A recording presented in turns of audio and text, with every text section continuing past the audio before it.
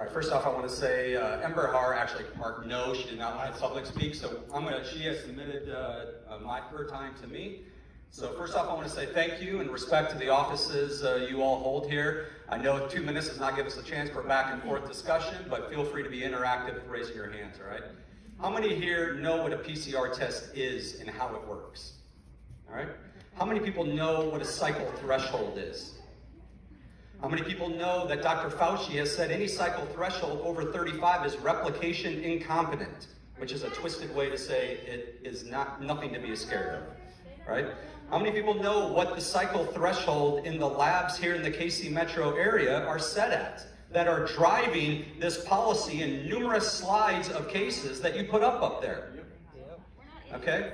How many know that the CDC has said that by the end of this year, they will be discontinuing the PCR test because they said they cannot tell between the normal flu and COVID? Huh?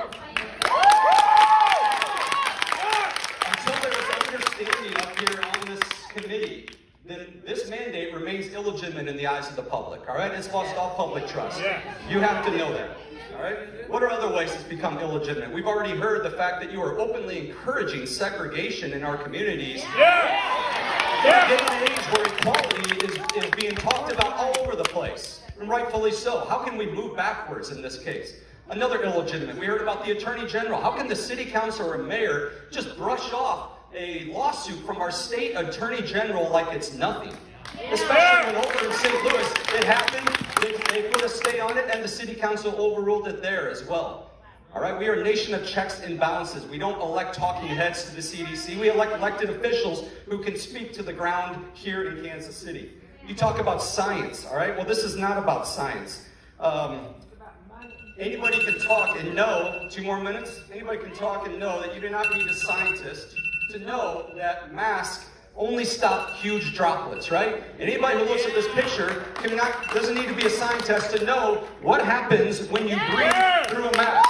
It does not do anything, okay? You talked about the vulnerable. This is what it was last year, all about protecting the vulnerable. The vulnerable are protected now. We checked that box. You should be applauding Kansas City. Hey, we got to that point. We should be celebrating. You also talk about hospitalizations as one of the things driving that. Well, there's early treatment options that exist that will keep people out of the hospital. So please understand that. The lady in front of me talked about collateral damage. How can we be 18 months into this and not acknowledge lost jobs, lost wages, depression, anxiety, suicides, opioid overdoses, domestic abuse, psychological mental health from children? This is almost irreversible. These are real cases and deaths, just like COVID has cases and deaths, and they need to be acknowledged.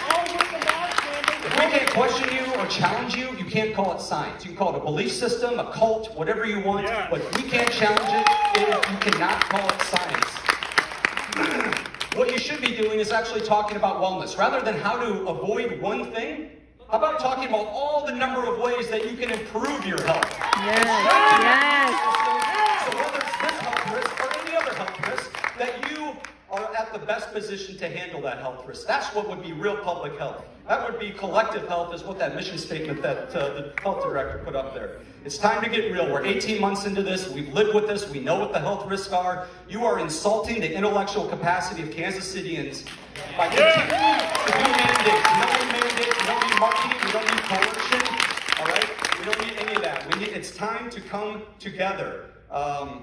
We do not want to live in fear anymore. We do not want to be divided anymore. We, the people, are united.